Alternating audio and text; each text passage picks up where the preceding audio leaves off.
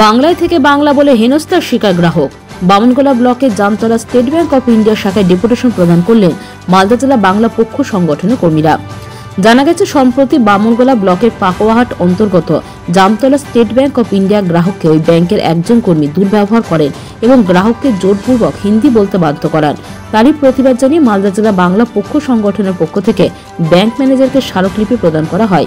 এই বিষয়ে ব্যাংক কর্তৃপক্ষ সমস্ত আশ্বাস দিয়েছেন পরবর্তীতে এরকম আর ঘটনা ঘটবে না এবং ব্যাংকের সমস্ত চেক থেকে শুরু করে টাকা তোলার রসিদ বাংলায় দেওয়া হবে। আজকে Pakuahat Jamtala state bank of ইন্ডিয়ার শাখায় বাংলায় পরিষেবার দাবিতে ডেপুটেশন কর্মসূচি করলাম।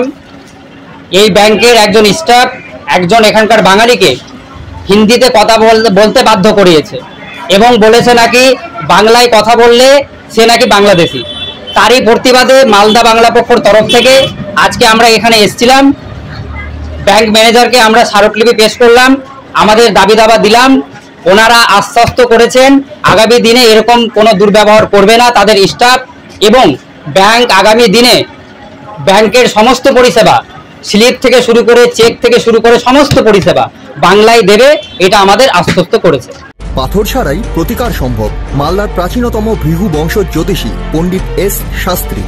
দাম্পত্য সমস্যা, বিবাহে বাধা, ব্যবসায় অবনতি, পরীক্ষায় অকৃতকার্যতা, ভাগ্য গণনা, গোষ্ঠী বিচার, ঠিকুচি গোষ্ঠী এবং মৃত্যু ছাড়া সকল সমস্যার সমাধানের জন্য যোগাযোগ করুন জগদম্বা জ্যোতিষ কেন্দ্র, বিবেকানন্দ স্কুলের পাশে, মালদা। মোবাইল 09730278332 অথবা 09332056956।